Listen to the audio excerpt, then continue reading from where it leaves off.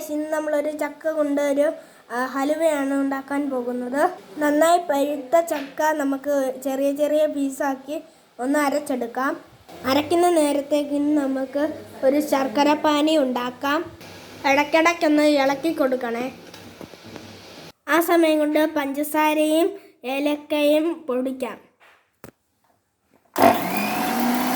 ശർക്കര പാനി റെഡി ആയിട്ടുണ്ട്. ഇനി ഇതൊന്ന് അരിയിച്ചെടുക്കാം. ചുവട് കട്ടിയുള്ള ഒരു പാത്രം പാനിലേക്ക് വെക്കുക. ചുവട് കട്ടിയുള്ള ഒരു പാത്രം എടുക്കുക. അതിലേക്ക് ചൂടാകുമ്പോൾ അതിലേക്ക് ഇച്ചിരി നെയ്യ് ഇടുക. അരച്ചു വെച്ച ചക്ക ഇതിലേക്ക് ഇടുക. കുറച്ച് സമയം അത് നന്നായി ഇളക്കുക.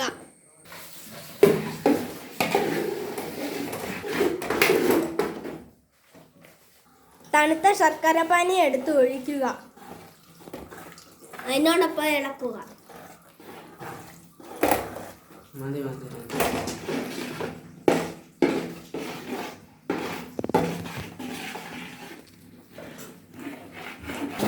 ശർക്കര ഒഴിച്ച് ഈ പരുവത്തിലാക്കി. ഇത് കഴിഞ്ഞ് നമ്മൾ ഇച്ചിരി ഏലക്കായും പഞ്ചസാരയും പൊടിച്ചെടുത്തില്ലേ, അത് നമുക്ക് ഇതിലോട്ട് ഇട്ട് കൊടുക്കാം. എന്നിട്ട് ഒന്നുകൂടെ നമുക്ക് നല്ല ഇളക്കി കൊടുക്കാം. ഇടയ്ക്കിടയ്ക്ക് നെയ്യ് ഒഴിച്ചിട്ട് ഇളക്കണേ. ഇതേപോലെ വിട്ട് വരുന്നിടം വരെ ഇത് ഇളക്കിക്കൊണ്ടേ ഇരിക്കുക. നെയ്യ് ഒഴിച്ച് ഇളക്കണം. പാത്രത്തിന് വിട്ട് വരുന്നിടം വരെ ഇളക്കിക്കൊണ്ടിരിക്കുക. നെയ്യ് ഇടുക. ഏകദേശം ഞങ്ങളുടെ ആയി. ഇനിയുണ്ട്. നെയ്യ് തെളിഞ്ഞ് വരുന്നിടം വരെ ഇളക്കിക്കൊണ്ടിരിക്കുക.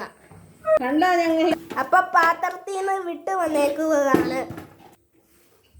ഇനി അതെടുത്ത് ഒരു പാത്രത്തിലേക്ക് മാറ്റുക.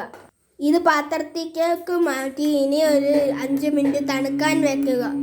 നമ്മുടെ ഹലുവ റെഡിയായി. ഇതെല്ലാവരും ചെയ്ത് നോക്കുക.